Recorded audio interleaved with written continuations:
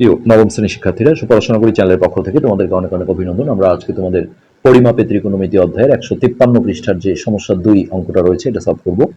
তো খুবই দেখতে আসলে কঠিন লাগে, অঙ্কটা কিন্তু খুবই সহজ। দুই বন্ধু 500 মিটার দূরত্বে দাঁড়িয়ে আছে। তাহলে এখানে দেখো একটা বন্ধু এই যে এ বিন্দুতে আছে আর একটা বি বিন্দুতে আছে, মাঝখানের দূরত্বটা হচ্ছে 500 মিটার। তো তারা দেখলো একটা প্লেন, এই যে উপরে দেখো একটা প্লেন আছে, হ্যাঁ, তাদের উপর দিয়ে উড়ে আসছে।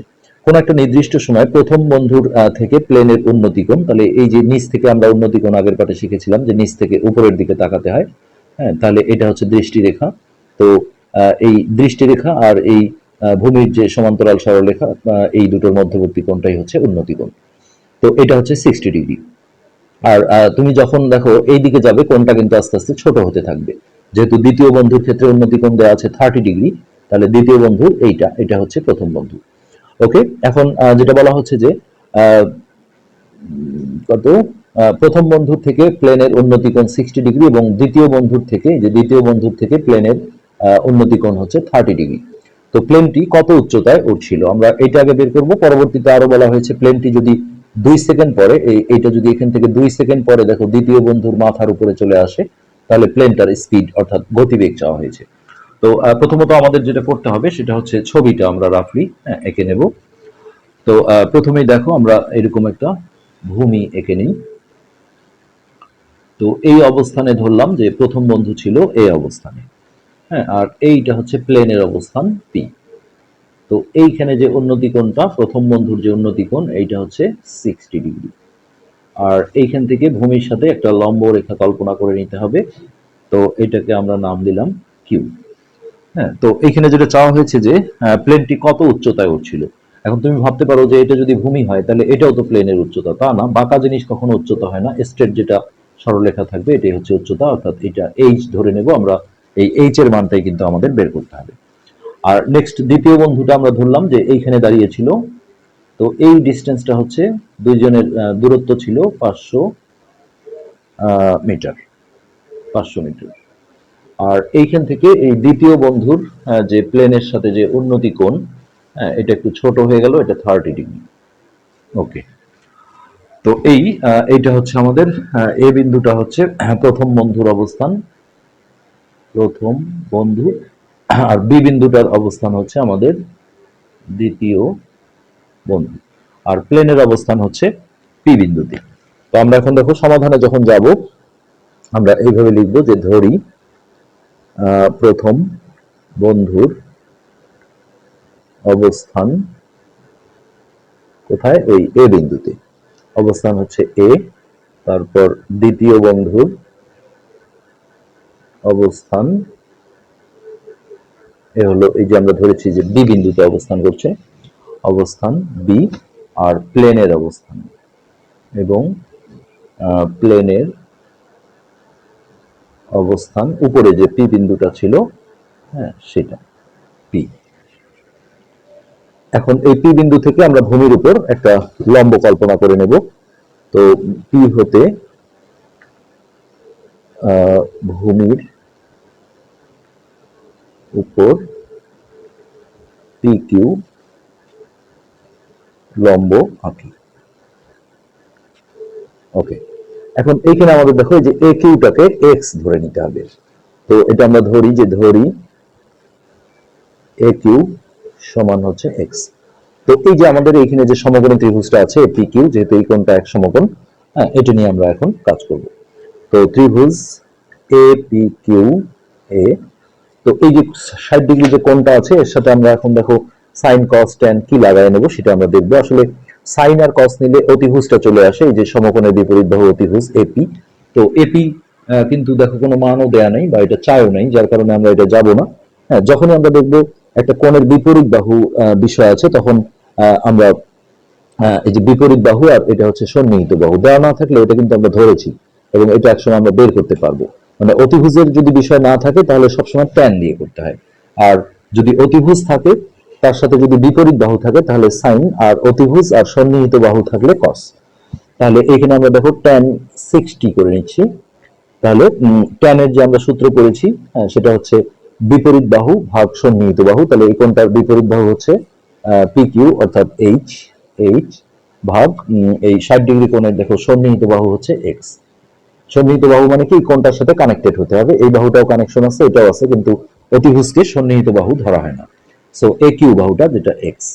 এবার এইখানে আমরা tan 60 মান করেছি হচ্ছে √3 এইচ বাই এক্স। তো এইখানে দেখো আমরা আর গুণ করে এইচ অথবা এক্স যে কোনো একটা মান বের করা যাবে। তো আমরা এক্স এর মানটা বের করছি, তাহলে এর নিচে একটা 1 ধরলে √3x সমান এইচ এর সাথে 1 গুণ হলে এটা এইচ। তো এইখান থেকে আমরা যখন এক্স এর মান বের করবো √3টা গুণন আছে উপরে গেলে ভাগ হয়ে যাবে, অর্থাৎ এইচ বাই √3। তো এটা আমরা দেখো একটা সমীকরণ হিসেবে রেখে দিলাম। তো এই ত্রিভুজটা দিয়ে কিন্তু কোনো কাজ হবে না, কারণ এটা কোনো সমকোণী ত্রিভুজ নয়। তো আমরা এই যে এই ত্রিভুজটা যে আছে বিপি কিউ, হ্যাঁ, এটাকে আমরা একটা সমকোণী ত্রিভুজ হিসেবে এখন কাজ করব, যে বিপি কিউ সমকোণী। এখানে আমরা সমকোণী কথাটা লিখে দিতে পারি যে সমকোণী ত্রিভুজ এপি কিউ, আর এখানে হচ্ছে সমকোণী ত্রিভুজ বিপি কিউ। তো বিপি কিউ সমকোণী ত্রিভুজে, তো এখানে আমাদের এই যে 30° কোণটা আছে যেটা দ্বিতীয় বন্ধুর ক্ষেত্রে ছিল, এর সাথে আমরা দেখো tan লাগিয়ে নেব, অর্থাৎ tan 30°।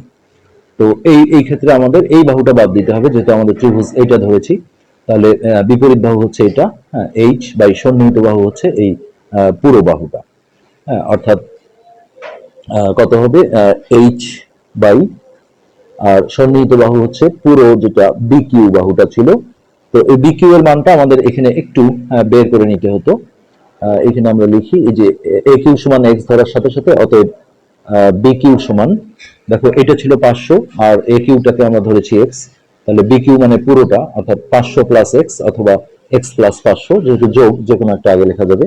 তো আমরা 500 plus x foot, sorry metre, metre, এই বিকিউ এর মানটা এখানে আমরা বসিয়ে দেব।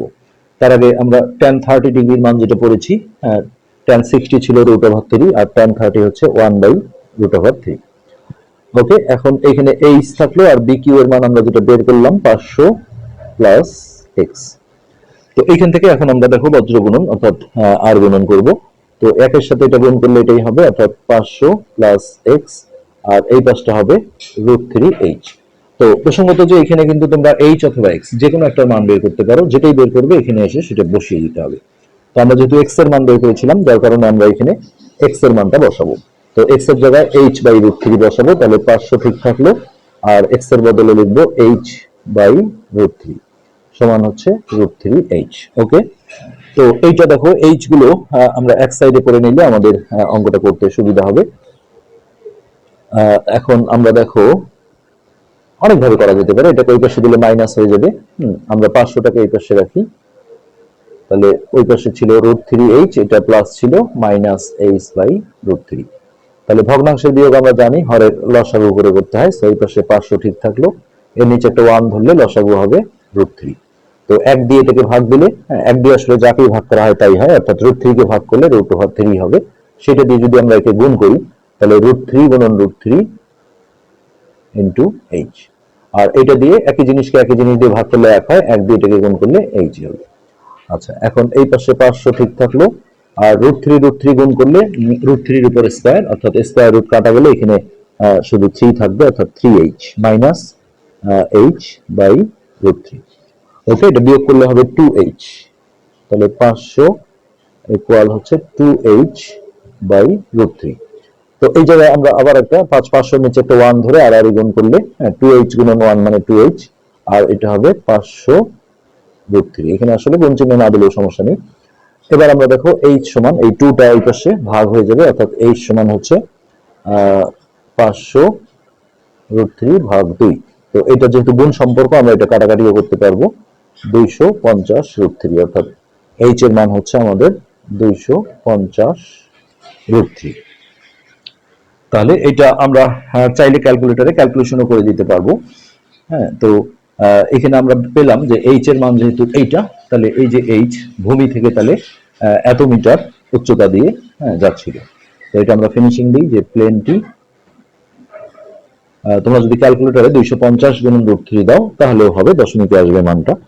প্লেনটি 250√3 মিটার উচ্চতা দিয়ে উচ্চতা দিয়ে যাচ্ছে। ওকে, একটা অংশের উত্তর আমরা পেয়ে গেলাম।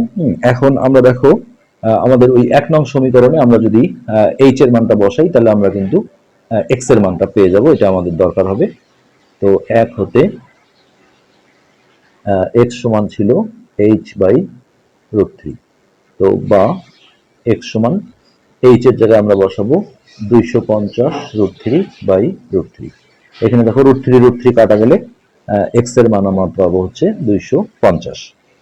তাহলে প্লেনটা 2 সেকেন্ডে, হ্যাঁ, তো এইখানে দেখো 2 সেকেন্ডে এই প্লেনটা কিন্তু এইখানে ছিল। তো এইখানে যে কথাটা বলা হয়েছিল যে 2 সেকেন্ডে এই দ্বিতীয় বন্ধুর মাথার উপরে আসছিল, অর্থাৎ এইখান থেকে এই পর্যন্ত সে 2 সেকেন্ডে আসছিল। তো একটু খেয়াল করে দেখো যে এইখান থেকে এই যে দ্বিতীয় বন্ধুর মাথার উপর মানে এটা, এই যে ডিস্টেন্সটা অর্থাৎ এইটুক জায়গা, এটা মানে আসলে কত। তো এইটা কিন্তু দেখো এটা আর এটা কিন্তু সমান এবং সমান্তরাল। তো এইখানে যে বিকিউ এর যে মানটা আছে এই পুরোটা, হ্যাঁ, এটা মানে কিন্তু এইখান থেকে এই জায়গায় আসা। তাহলে বিকিউ এর মান আমরা দেখো এইখানে যে করেছিলাম 500 প্লাস এক্স, হ্যাঁ, তো সেই জায়গাটা আমরা যদি করি যে বিকিউ সমান হচ্ছে 500 প্লাস এক্স, অর্থাৎ এই যে এক্স এর মান আমরা 250 পেলাম, 500 প্লাস 250, এটা মিটার এককে ছিল, মিটার, তাহলে 750 মিটার।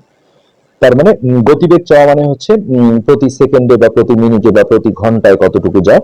হ্যাঁ, তো এই যে দূরত্বটা সে গেল যে 2 সেকেন্ডে যেহেতু দ্বিতীয় বন্ধুর মাথার উপরে আসছিল, আর এটা আসা মানে আমরা দেখলাম যে এই পুরো দূরত্বটা যেটা বিকিউ, হ্যাঁ, বিকিউ এর মাপটা আমরা পেলাম হচ্ছে 750।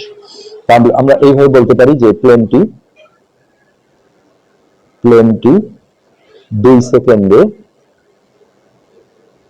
যায় কত, 750 মিটার। তাহলে 1 সেকেন্ডে কতটুকু যায়, আমরা 2 দিয়ে যদি ভাগ করি তাহলে 750 ভাগ 2। তো এইটা দেখো ভাগ করলে হবে 375 মিটার। তো এটা কিন্তু মিটারে উত্তরটা লেখা আমাদের ভুল হবে, কেননা যখনই আমরা একটা একক সময় অর্থাৎ 1 সেকেন্ড, 1 মিনিট বা 1 ঘন্টায় কতটুকু যায় বের করি, এটাকে বেগ বলা হয়। আর অঙ্কেও কিন্তু বলে দিয়েছিল গতিবেগ কত। তাহলে এটা বেগের যে একক সেটা আমাদের লিখতে হবে। এখানে আমরা লিখবো প্লেনটির গতিবেগ, হ্যাঁ, হয় তোমাকে লিখতে হবে সেকেন্ডে এত মিটার, অথবা আরেকটা সুন্দর আছে সেটা হচ্ছে 375 মিটার, এইভাবে একটা অবলিক অর্থাৎ পার, এটা মানে হচ্ছে প্রতি সেকেন্ড। তাহলে 375, হ্যাঁ, মিটার পার সেকেন্ড, এইভাবে। তো এই দুটো আমাদের এখানে অ্যান্সার হলো। একটা হচ্ছে প্লেনটা কত উচ্চতা দিয়ে উঠছিল সেটা হচ্ছে 250√3, আর একটা হচ্ছে প্লেনটার গতিবেগ অর্থাৎ স্পিড 375 মিটার পার সেকেন্ড। তো আশা করি বুঝতে পেরেছো। আমরা আজকের পার্ট এখানে শেষ করছি। ধন্যবাদ।